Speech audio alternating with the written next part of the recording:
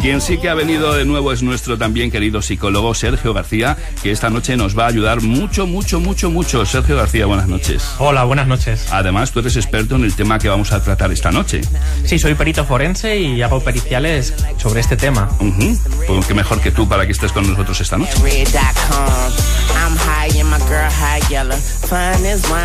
Y nos va a ayudar mucho, decía, porque el tema de hoy pues es bastante complejo. En la tertulia de esta noche charlaremos sobre un problema que afecta desde hace años a nuestra sociedad, pero por encima de todo afecta a los niños, la interferencia parental. Niños que se convierten en el centro de la lucha de los padres cuando se separan y que en muchos casos son usados por una de las partes para hacer daño a la otra.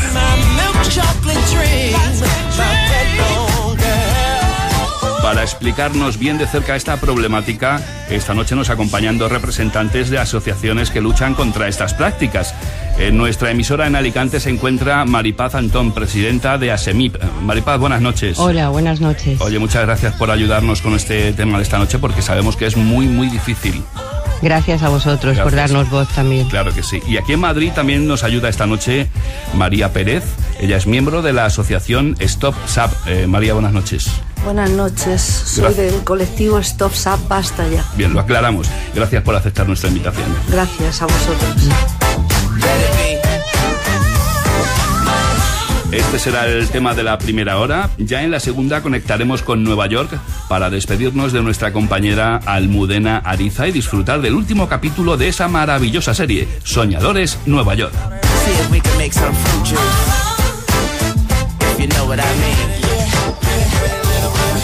Y pondremos una gran sonrisa a la noche y algo de música con la fonoteca de ¿quién? Del grande, del maravilloso. Dilo tú, Carmen. Eternamente joven. Paco Clavel. ¡Ole!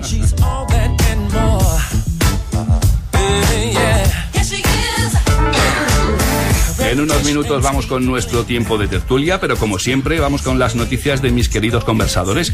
Y si siempre os pido un poquito de brevedad, esta noche vamos a intentar ser un poquito más breves aún, ¿verdad? Claro que sí. Venga, Nieves, Herrero, dale caña.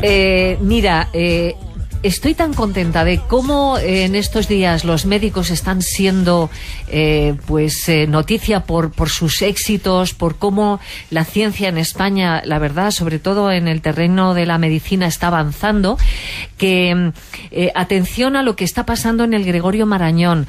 Hay un doctor, José Luis Zunzunegui, es cardiólogo infantil, es jefe de la unidad de hemodinámica y ha conseguido que la cirugía de los niños sea en un 99% éxito. ¿Y por qué?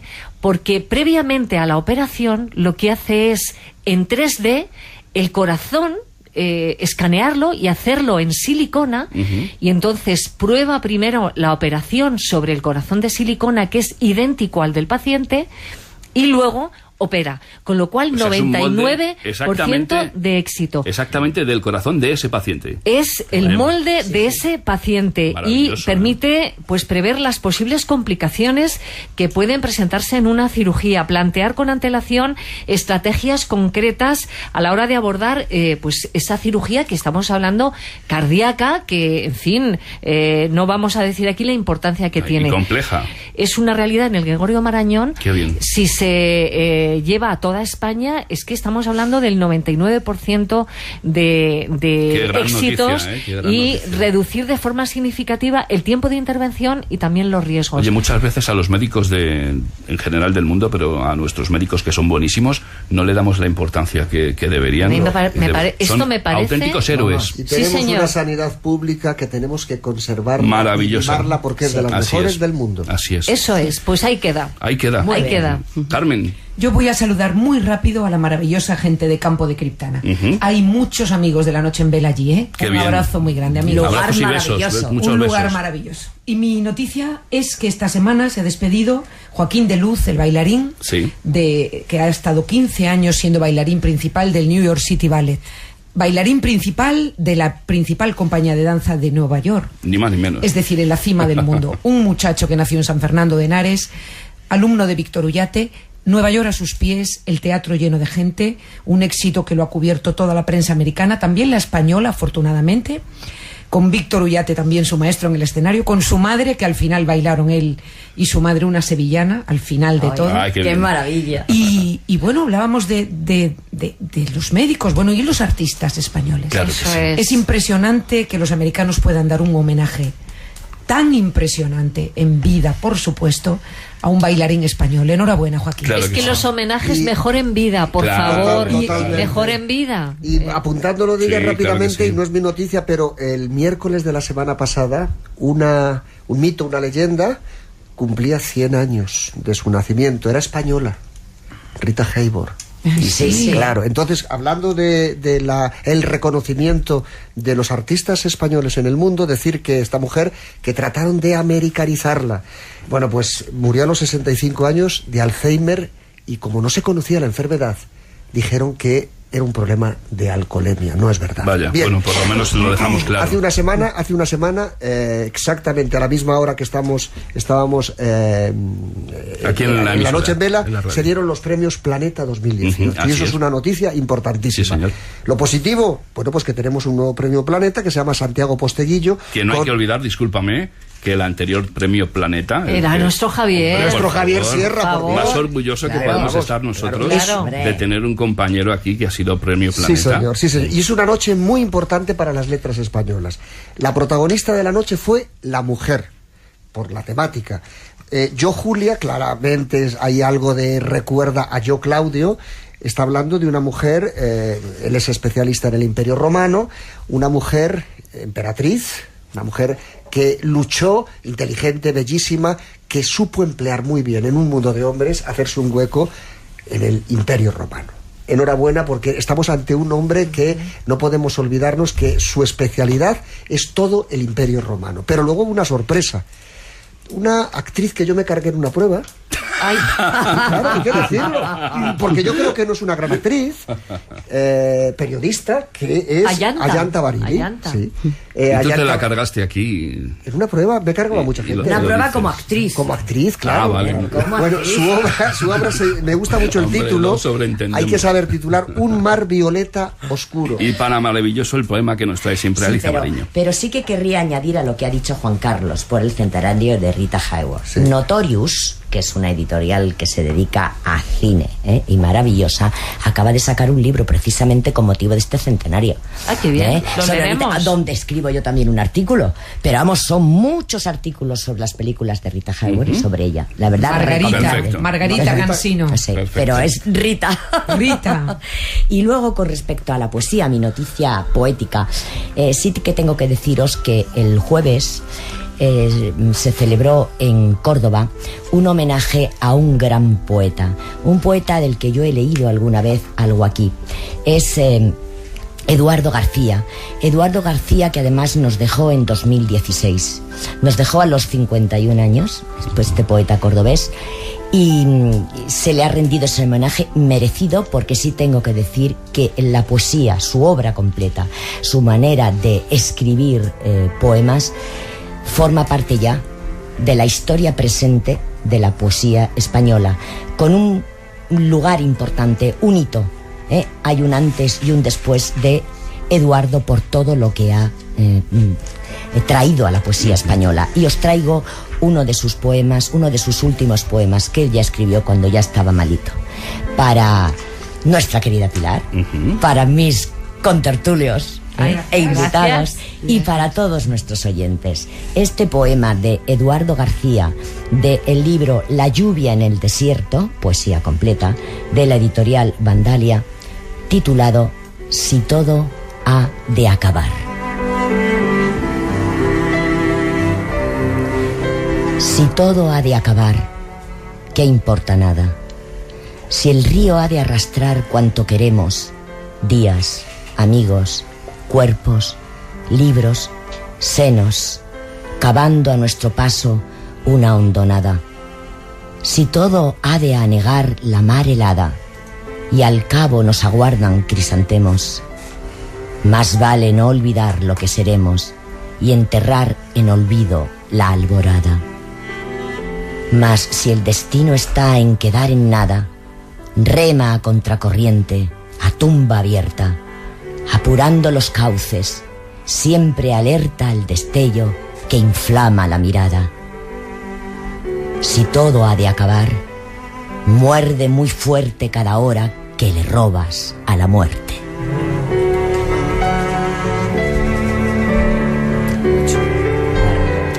Precioso el poema. Bueno, como siempre, es que Alicia Mariño ya no solamente es que traiga textos preciosos, sino que ella los hace aún más bonitos. Es Eduardo García, al que recordaremos siempre y que forma parte ya de la historia de la poesía española. Sí. Y entramos ya en nuestro tiempo de tertulia con Manuel Verdelais. La historia que hoy queremos contarles suele comenzar más o menos así. Os hemos reunido esta tarde para anunciaros... Que nos divorciamos. ¿Perdón? Nos divorciamos. ¿Quiénes? Pues él, yo, ella, yo, nosotros, tu padre y tu madre. ¿Es una broma? Yo alucino. A partir de esta declaración, en la mayoría de los casos, padres y madres alcanzan un acuerdo para que la convivencia con sus hijos sea la más adecuada. Sin embargo, no siempre ocurre eso. No lo comprendo. ¿Quién se va? Yo. ¿Y quién quiere la custodia de los hijos? Ella. No lo entiendo. Si no arreglan sus desacuerdos, serán sus hijos quienes decidirán. Y cuando no existe consenso, lo normal es que la convivencia se resienta. Mamá me dijo que en mi lugar ella se iría a vivir contigo, papá. ¿Dijiste eso? Papá me dijo que si no nos íbamos a vivir contigo, te suicidarías. ¿Dijiste eso? En los casos más extremos, lo que empezó como una separación puede acabar en toda una declaración de intenciones. ¿Entonces quieres la guerra? No, tú quieres la guerra. Oh, yo quiero la guerra. ¿Quieres sí, la guerra? Quiero la guerra. Entonces quieres la guerra. Esta historia, contada en clave de humor, puede provocarnos una ligera sonrisa, pero la realidad es mucho más dramática.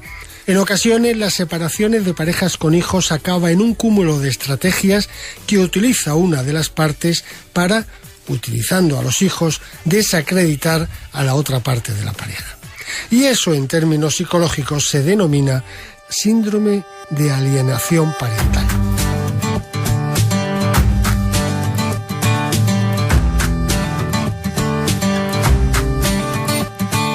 Y de eso, precisamente, va la tertulia de esta semana, de cómo afrontar esta forma tan sibilina de maltrato infantil.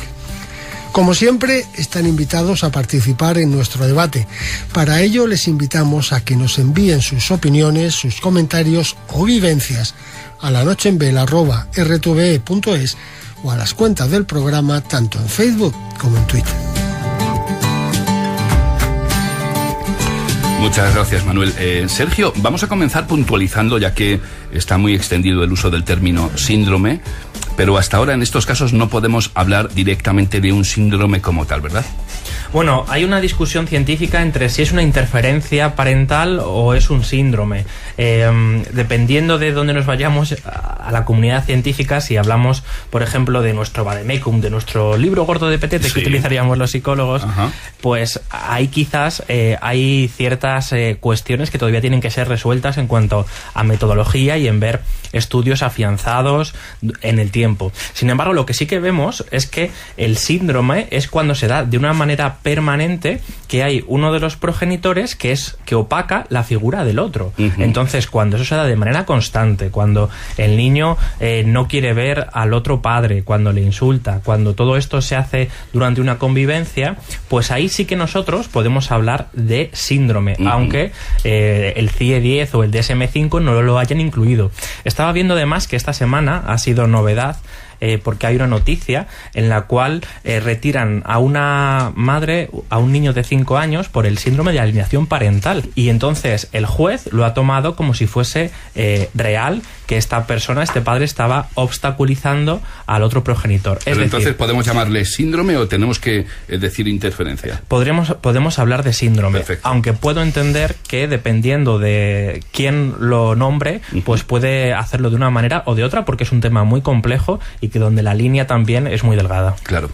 Maripaz, ¿son muchas las parejas que intentan poner a su hijo en contra del otro tras un divorcio, o un porcentaje muy pequeño? ¿Es una práctica muy extendida? Sí, es una práctica muy extendida. Es decir, es algo que en los contenciosos generalmente terminan en contencioso como consecuencia de ello. Hay intereses, hay venganzas, y los niños vienen a ser la moneda de cambio. Es muy triste, pero esa es la realidad en la que nos encontramos. Qué pena, es que incluyamos la palabra venganza, ¿verdad? Sí. Totalmente. Y despecho. y despecho, y el niño termina siendo pues esa moneda de cambio, es decir, una discusión por una casa, ¿eh? El niño se le utilice ¿por una casa? Por una casa. Hemos encontrado muchísimos casos que por la vivienda el niño viene a ser ese juguete, ¿no? Sin interesarle, porque esa persona a la que está jugando con ese niño tampoco es consciente, es decir, que está metido en esa realidad suya, en ese problema, pero no se dan cuenta la vivencia de ese menor. Hombre, claro, o sea, y el daño, perdonadme, el daño psicológico que le hace a ese niño, creando contra su padre o contra su madre ese odio visceral, esa especie de confrontación con uno de ellos, que al final va a tener probablemente consecuencias escolares, probablemente va a tener consecuencias para él, para cuando sea mayor. O sea, el daño es irreparable. O sea, esto lo llamáis, como dijo Richard Gardner, creo que fue el que empezó a llamar el síndrome de alienación parental, pero yo lo llamo chantaje puro y duro. Malos tratos infantiles. Y que lo entendemos todo mucho más. Yo soy profe de niños que están viviendo esta situación y de verdad no hay palabras para expresar. Después te voy a preguntar lo que por eso, sufren. por este. Pero yo quisiera concluir diciendo que se obvia una cosa, que es que la infancia es para toda la vida. Totalmente. La infancia nos marca a todos. Totalmente. Sí, señor. Y ahí es donde hay que partir, y ahí es donde hay que prevenir, y ahí es donde hay que trabajar. Claro. Y los profesionales que intervenimos en esa área deben ser profesionales muy preparados para ello. Eso es. María de StopSap, ¿cuál es tu opinión sobre todo este tema? ¿Es algo muy generalizado? ¿El porcentaje es muy alto, como le preguntaba Maripaz? Bueno, nos hemos encontrado con que la gente piensa que la mayoría de los afectados son hombres. Uh-huh. Pero la verdad es que también hay mucha mujer. Yo diría que 50-50. Mitad y mitad. Bueno, pero no tenemos estudios todavía sobre la casuística. No, pero nosotros estamos en contacto con muchísimas mujeres y además nos hemos dado cuenta de que en lo que sería el maltrato se utiliza el quitar a los hijos como una forma más de maltrato. Pero esto la justicia todavía no se ha dado cuenta, no le ha dado la gravedad que tiene.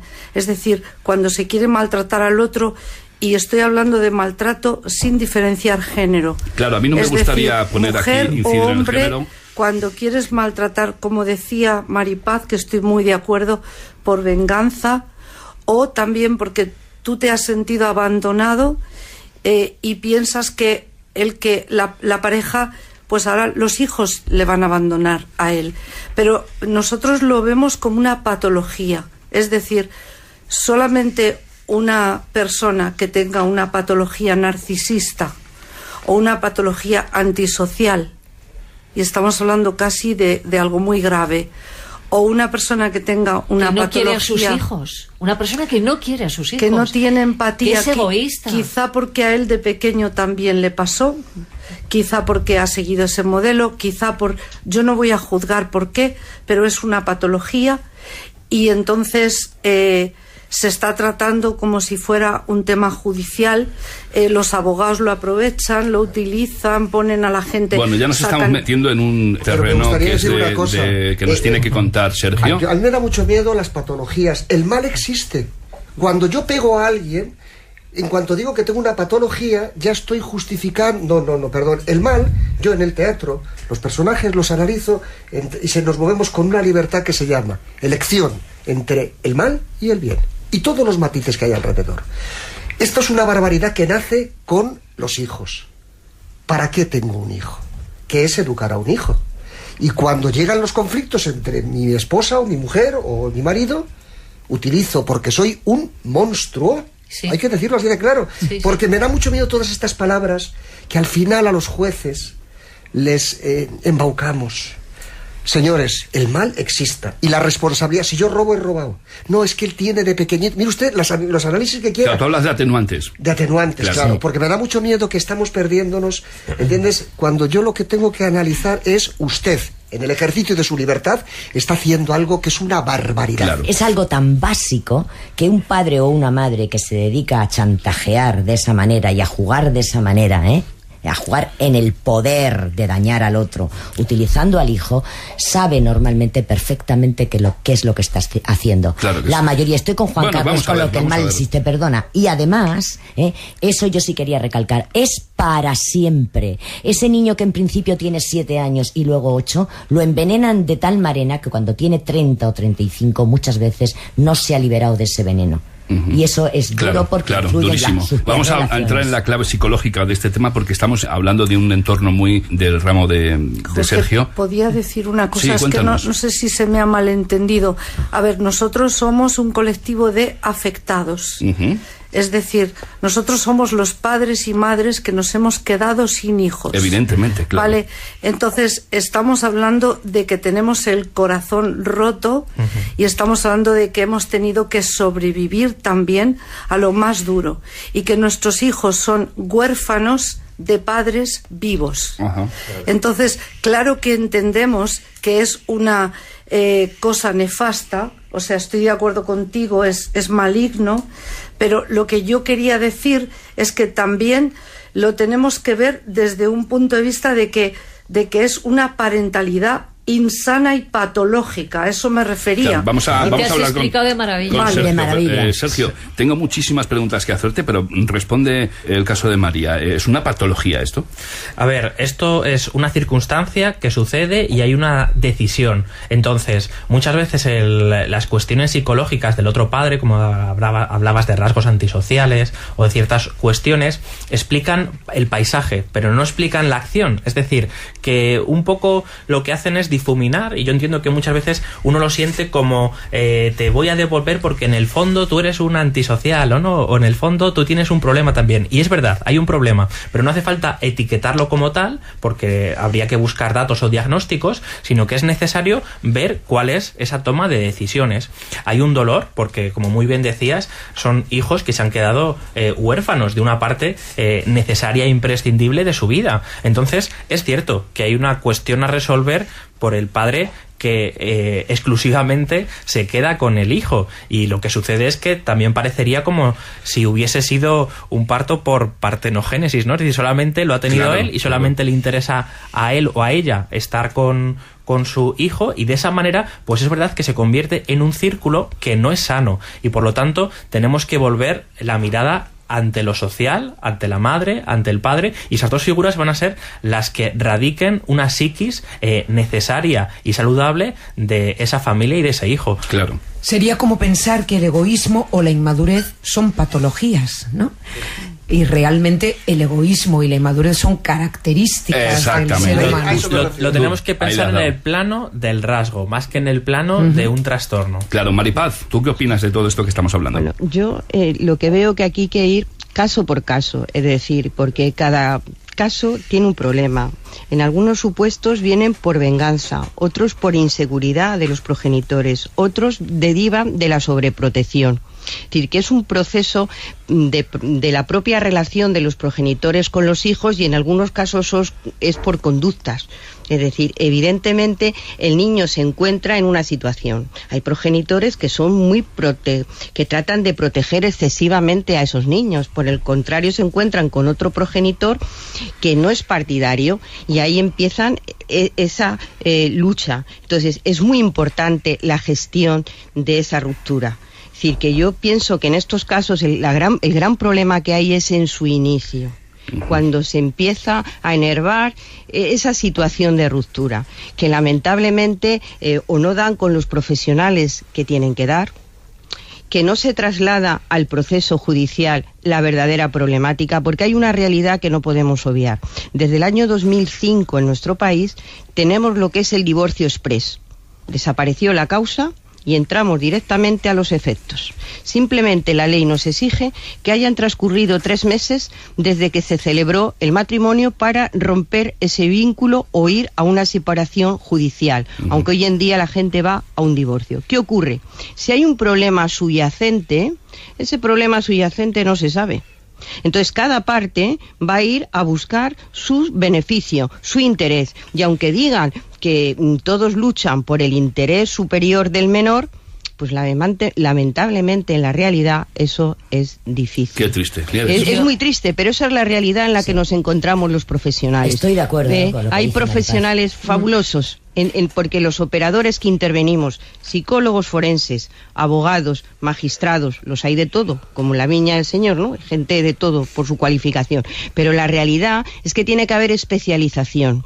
Y los profesionales que llevamos la materia, yo hablo desde el nombre de ASEMID, que es una asociación científica multidisciplinar, en la que estamos docentes, magistrados, fiscales, y todos van en la misma línea. Es decir, hay que ir al caso concreto, a esa circunstancia, y hay que velar.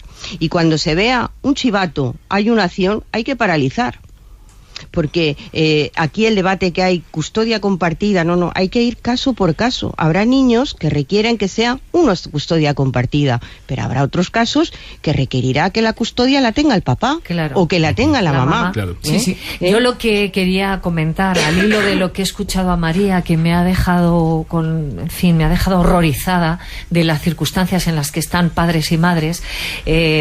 Creo que el tiempo va en contra del niño según van pasando los años, va en contra de los padres que han sido marginados de la educación de ese niño, y por lo tanto creo que también las autoridades, cuando de repente parten por la mitad y dicen tú con fulano y no con mengano, deberían revisar cada X tiempo para que el hijo sí o sí viera a la otra persona.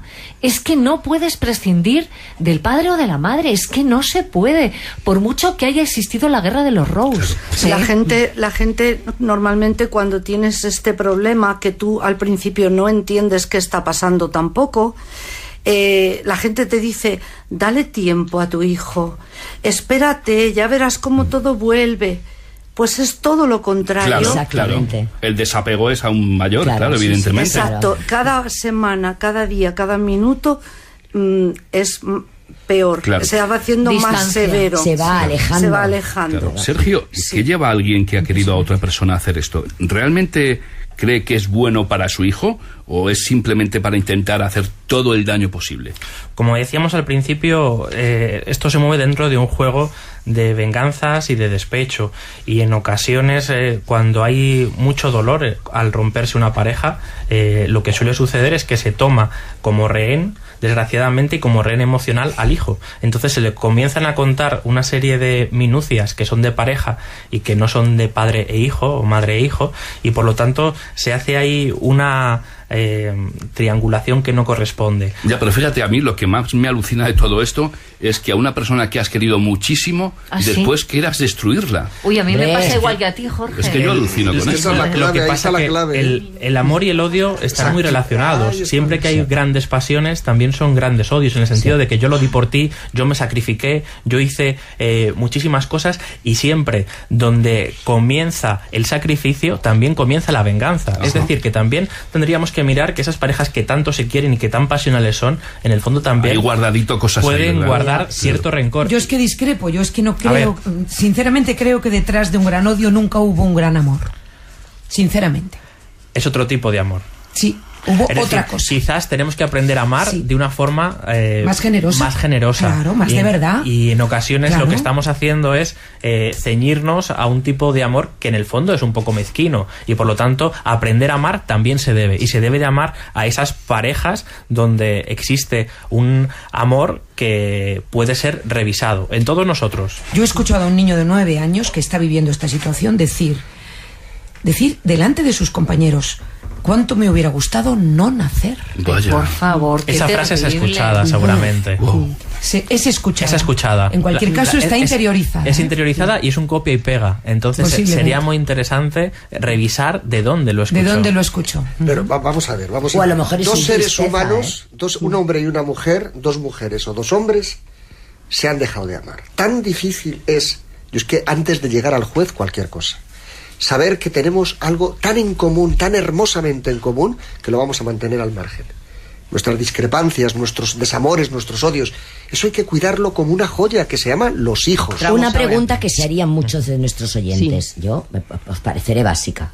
Hay una situación de separación, entonces hay también unas medidas Entonces, aunque uno de los progenitores se quede con el niño, con el que va a vivir, supongo que el otro tiene derecho a visitas. Correcto. Pero se le niegan. Y entonces, eso es, ¿dónde está el juez con excusas, que no permite que se cumpla lo que se ha acordado? Claro, pero vamos a entrar en este tema porque claro, María me comentaba fuera del micro que una de las tácticas para hacer efectivo legalmente el alejamiento, este alejamiento, es la de acusar al otro de haber abusado o maltratado al niño, ¿no es así? Claro, en algunos casos. María. Sí, perdona, es que, a ver, yo soy coordinador parental desde junio por la universidad, ¿vale?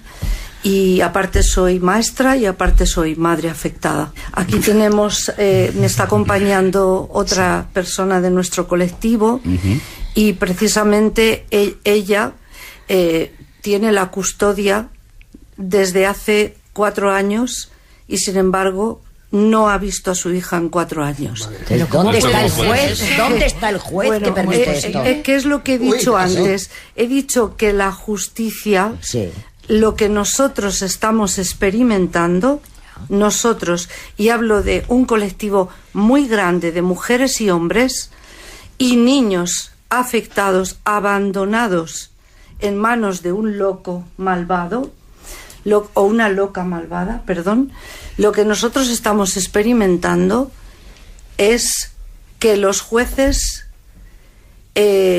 no actúan y además no actúan con las pruebas.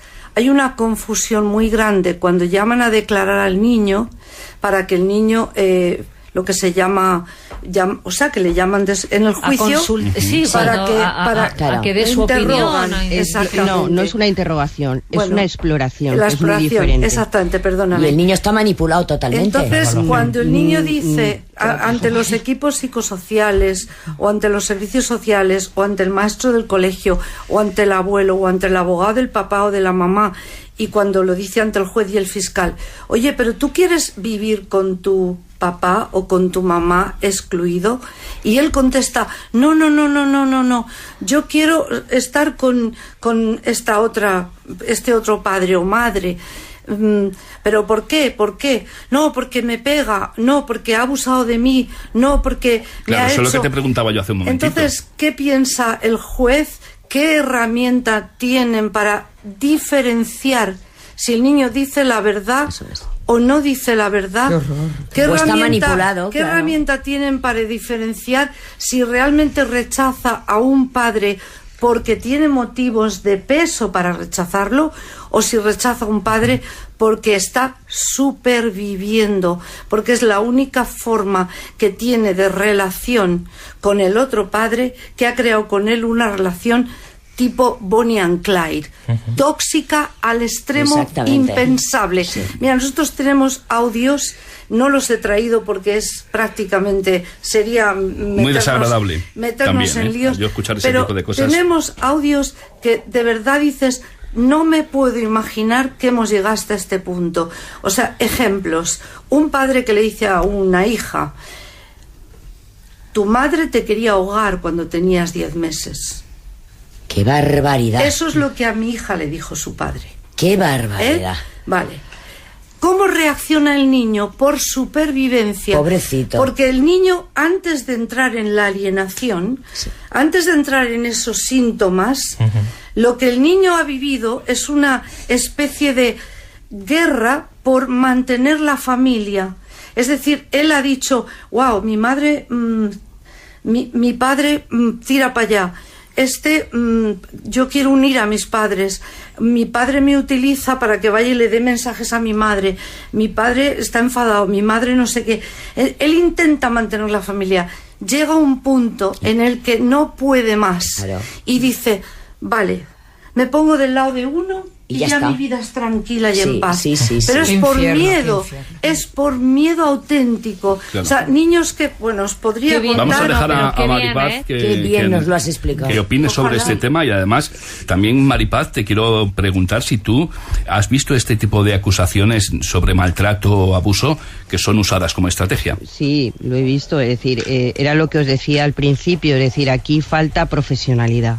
Aquí los profesionales que intervienen en el área de familia y son profesionales que dominan la materia, tanto psicólogos forenses, trabajadores sociales, abogados, jueces, se nota mucho la diferencia. Yo os puedo asegurar que desde el ámbito que me muevo, el derecho de familia, las exploraciones de menores se hacen con mucho respeto. Los jueces se quitan la toga, los fiscales también, están con los niños, no entran a hacer preguntas directas, sino que de alguna manera dejan que los niños hablen. Si los niños lloran, no les escuchan. Que evidentemente puede haber supuestos, como ha explicado esta señora.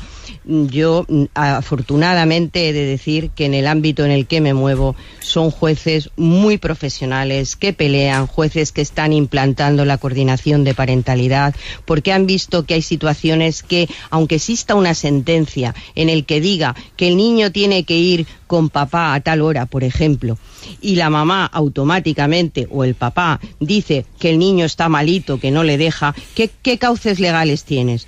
Presentar una ejecución no dineraria ante ese mismo juez para que resuelva. El juez no suelen poner, porque la ley te determina que en casos de incumplimiento reiterados existen dos opciones: el cambio de custodia o multas coercitivas. En la realidad, en ejecuciones de sentencia, eso no se realiza. Las multas coercitivas, porque basan de que los progenitores están en una situación económica muy complicada, y custodias, pues te remiten a la modificación de medidas. O sea, que sale gratis el no dejar ver a tu hijo. Claro. Esa es la dificultad que hay. Por ese motivo, asociaciones como la nuestra y otras estamos luchando por implantar la figura del coordinador de parentalidad, porque en esos casos el juez, cuando ve que se reitera ese cumplimiento, que esa situación fáctica se está consolidando en contra de la sentencia, pues de alguna manera tiene un cauce. Pero hay muchos jueces que dicen que claro que hay que cumplir las sentencias. Las sentencias están para cumplir, que era lo que os decía, falta valentía. Claro. Si un señor incumple reiteradamente, y si hay que quitarle en ejecución de sentencia la custodia, habrá que quitarle la custodia.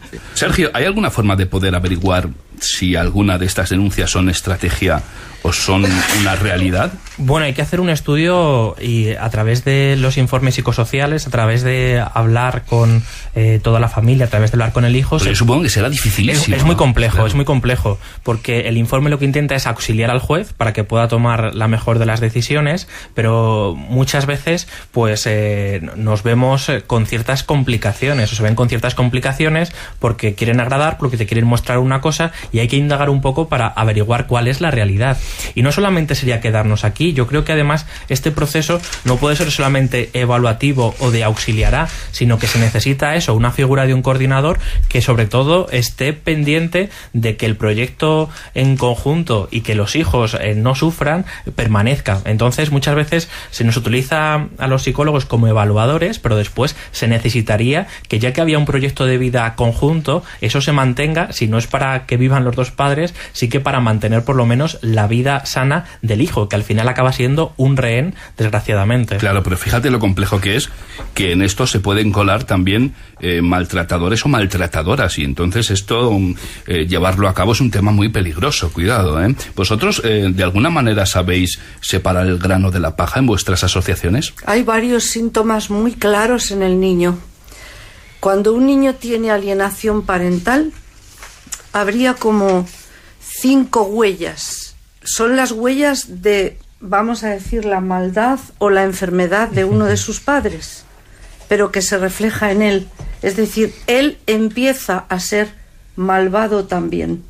Os explico exactamente las huellas que hemos visto, y lo saco de un grandísimo psiquiatra que se llama Craig Childress. Él lo enfoca desde la psiquiatría tradicional, habla del apego, y entonces dice, hay 3 huellas. La primera es, hay una supresión del sistema de apego en el niño. Es decir, un niño que estaba relacionándose normalmente con su padre o su madre, que tenía un apego normal, sano, basado en que los animalitos se aferran a sus mamás o papás para que protegerse de los peligros. Ese es el sistema de apego, y las mamás se aferran a ellos y los papás se aferran a ellos para protegerlos. Bueno, en el niño se da una ruptura una supresión del sistema de apego. María, esto es lo que pasa en las sectas. Sí, lo primero que hacen es cortar hilos. Lo que le pasa, espera, estamos hablando de cómo se puede diferenciar si un niño verdaderamente está siendo manipulado maliciosamente para odiar al otro padre y destrozar al otro padre, o si un niño realmente es que está siendo maltratado y por eso rechaza a ese padre. Exacto, sí. Esa es la clave de todos los psicólogos, forenses, jueces, fiscales, equipos psicosociales, abogados, etcétera. O sea, ¿es verdad o es mentira? Bien, primero, ruptura supresión del sistema de apego de un padre que entra dentro del rango de lo normal. Es decir, ¿qué es el rango de lo normal? Pues es dentro del 0 al 100, pues sería 0, un padre súper posesivo que no le deja moverse, el 100 sería un padre completamente desapegado que le abandona, y lo normal sería en el medio, pues donde está la mayoría. Entonces, un padre que tiene sus defectos, sus virtudes, su sistema de valores, que los trata de transmitir a su hijo, que está en su derecho según la Constitución española, resulta que se produce una supresión del sistema. María, vamos a intentar resumir un poquito, porque nos queda muy poquito tiempo. Bien. y quiero el segundo, hay 5 rasgos narcisistas en el niño, que no es lo mismo que un niño verdaderamente maltratado que tiene miedo. No, este niño trata a su padre o su madre rechazado desde una arrogancia narcisista. Le trata, le juzga, no tiene ninguna empatía con su padre o su madre, como si le ve muerto en una esquina. De pronto piensa las cosas, se cree que está en su derecho de exigirle. Bien, esto es durísimo. Para una madre o un padre que lo ha criado, terrible. Que lo ha amado, y de pronto encuentra que su hijo le insulta, le pega, le escupe, le denuncia. O simplemente le mira con distancia, como si no le importara nada. Bien, entonces, ¿qué pasa con el padre? Al principio no entiende. Se puede hasta resentir con su hijo. Atención, no resentirse, porque debajo de ese muro está el corazón de tu hijo al que tienes que llegar y al que tienes que sacar de ahí como sea. Ya, acabo. La tercera huella es que el niño cree que él es víctima. Está convencido, tiene una especie de creencia ilusoria, patológica, de que a él le han molestado, de que su padre no le quiere o su madre no le quiere. O sea, está completamente termina fijado. Asumiéndolo. Sí, cree esto. ¿Qué es lo que pasa cuando va un psicólogo? Que se lo creen. Generalmente los psicólogos que no sean muy expertos en el tema, cuidado, se lo creen. Porque empieza a contar, es que mi madre me ha pegado, es que mi padre me quería abusar, es que fíjate, el otro día me tocó cuando me cogió el móvil, es que yo no sé. Y empieza a contar cosas. Sergio, insisto, por alusiones. Lo interesante es que una cosa es la realidad que uno relata y otro lo que está ocurriendo. Entonces, los terapeutas lo que hacen habitualmente es poder indagar para ver qué es lo que está sucediendo en la realidad. Por lo tanto, un relato solamente no vale. Un relato es una cosa más que se tiene que unir a pruebas, a otros relatos de los progenitores, para poco a poco ir confeccionando qué es lo que está sucediendo y poder auxiliar a través del informe a este menor. Sí, pero hoy en España se niega el SAP. Se niega el SAP. Pero fíjate no existe, que no existe el jamón de York tampoco. Te acabo de contar una sentencia de esta semana donde un juzgado lo daba por válido. Y yo creo que, aunque el SAP no esté en las grandes instituciones, a nivel de la gente coloquial, a nivel de las familias, a nivel de las radios y de los medios de comunicación, el síndrome de alienación parental existe, porque todos podemos ver cómo un padre o una madre en muchas ocasiones opaca la figura del otro progenitor, y eso se ve, y es una observación que ya Gardner hizo en 1985, y poco a poco yo creo que se va a ir demostrando y las instituciones lo van a ir tomando. Bueno, chicos, nos quedamos sin tiempo, vamos a dejar que Carmen nos cuente. Perdonadme, que use un segundo, porque es una de las cosas que más me ha impresionado en 40 años de ser maestra. Un niño cuenta en clase que sus padres se van a separar, y el grupo de clase le anima contándole las historias de la mayoría que son hijos de padres separados, en una proporción de 7 sobre 10. Y de repente, cuando ya llevaban un rato escuchando pues el dolor, la tristeza de todos estos niños, uno levanta la mano avergonzado, completamente avergonzado, colorado, y dice: yo quiero deciros algo con mucha vergüenza, con mucho apuro. Y dice: mis padres son felices. Vaya. Vaya. ¿A dónde hemos tenido que llegar? A que un niño diga eso, ¿verdad? Sí. Oye, Jorge, leo muy rápido a María y Arantxa. Venga. Dice que a los niños hay que dejarles, aparte de las discusiones y los conflictos entre los padres, y más adelante dice: un padre o una madre que malmete a una criatura no pueden ser buenos padres. Arantxa dice: el que utiliza a sus hijos en una separación deja mucho que desear como persona. Si se dieran cuenta del daño que pueden llegar a causar a sus propios hijos, interesante tema como todos los que se tratan. Milagros, las 3 nietos, solo nos dice: yo lo sufrí en su día, pero ni se hablaba de ello. Y María Encarna Cerdán dice: yo por desgracia lo vivo con mi nieta. De las pocas veces que viene a verla el padre es para desacreditar a la madre, lo cual ya no le vale. Pues la niña ya con 16 años ya le ha puesto las cosas claras, pues ya se da cuenta desde entonces y ni la llama. Claro. Con esto no quiero decir que todos los padres sean iguales, ¿no? Evidentemente. Claro, no es, que esto no quiero hacerlo una cuestión. Está lleno de malvados. Por eso decía menos, que tratemos de dejar a los hijos al margen. Claro. María José Montaño dice: es tan triste ver a niños tan manipulados por los padres que no parece ni medio normal que personas que en algún momento se quisieron lleguen a este punto.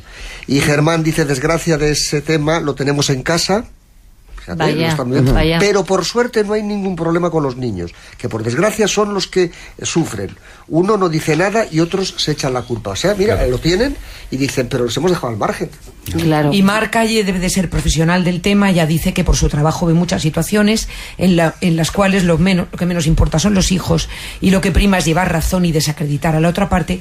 Y comenta lo que comentabas tú, María, que los niños hacen suyos los pensamientos, palabras y actitudes negativas que ven. Claro. Y Nieves Sánchez dice que igual no merecían tener hijos los que hacen estas cosas. Ahí. Pues sí, pero los tuvieron. Pero oye, y lo dañaron. Que deja Arantxa así, que no hemos hablado, es: ¿hay intereses económicos de por medio para comportarse así? Bueno, pues lo dejamos. Hay de todo. Siempre detrás hay una cuestión económica. Chicos, yo entiendo que el tema es apasionante y que tendremos que volver a tocar este tema en otra última ocasión. Entonces, yo quiero decir algo que de esperanza. Venga, una última cosa, cuéntanos.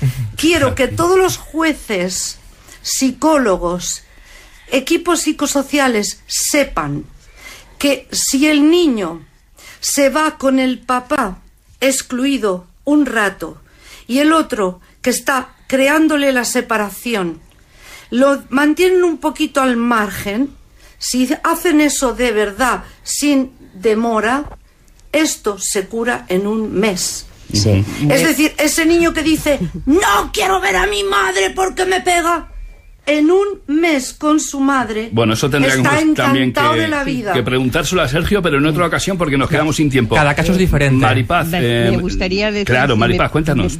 Permitir dos cosas, si me permitís. Mira, quería mencionaros una sentencia que ha sido relevante del Tribunal Supremo de 22 de septiembre del 2017, donde nuestro Tribunal Supremo ya ha reconocido los efectos del síndrome de alienación parental, donde dice: son los progenitores los que han de velar por no influir negativamente en las opiniones de sus hijos, permitiéndoles un armónico desarrollo de su personalidad, evitando las dependencias afectivas insanas y las manifestaciones verbales injuriosas contra el otro progenitor o su familia. Ya está diciendo el Tribunal Supremo que los jueces deben de velar, es decir, que ya lo tenemos, es decir, que se ha trabajado, es decir, lo que pasa que esto cuesta. Bueno, poco a poco es un triunfo, ¿verdad? Lo tenemos, Maripaz, pero mientras tanto se despenaliza en España el incumplimiento de derechos de visita. Pero te puedo asegurar que hay chicos, nos quedamos sin tiempo. Ahora hay que trabajar sobre ello. Chicos, nos quedamos sin tiempo. Ya sí que nos vamos. Luego tendremos que dar una vuelta a este tema seguro, porque estáis todos un poquito alterados. Sí. Maripaz Antón, presidenta de ASEMIP, muchas gracias por estar con nosotros esta noche. Muchas gracias. Hasta otra. Te lo volveremos a llamar, ¿eh? Vale, gracias. Vale, muchísimas gracias. Adiós. María Pérez, miembro de Stop SAP, gracias por acompañarnos. Stop SAP, basta ya. Y María, tenéis una página. Tenemos una página, se llama stopsapbastaya.es, y tenemos un Facebook también y tenemos de todo, claro. Bueno, seguro que poniendo en Google quería remitir también no tenemos más tiempo, lo siento, a la Sergio página García. de los servicios sociales de Algeciras, que tienen la campaña esta de Aprende a separarte, que es genial. Servicios sociales de Algeciras, lo han hecho muy bien. Sergio García, si alguien está pasando por un problema como este, tú tienes consulta en Madrid y seguro que si alguna persona es de otra localidad, tú puedes remitirle a un profesional más cercano. Por supuesto, tanto en Madrid como en Lorenzo del Escorial, en www.psicólogosergiogarcía.com hablamos sobre esto, sobre aprender a amar, aprender a separarse, y en el teléfono 66004-6657 también atiende. Perfecto, muchísimas gracias. Chicos, nos vamos.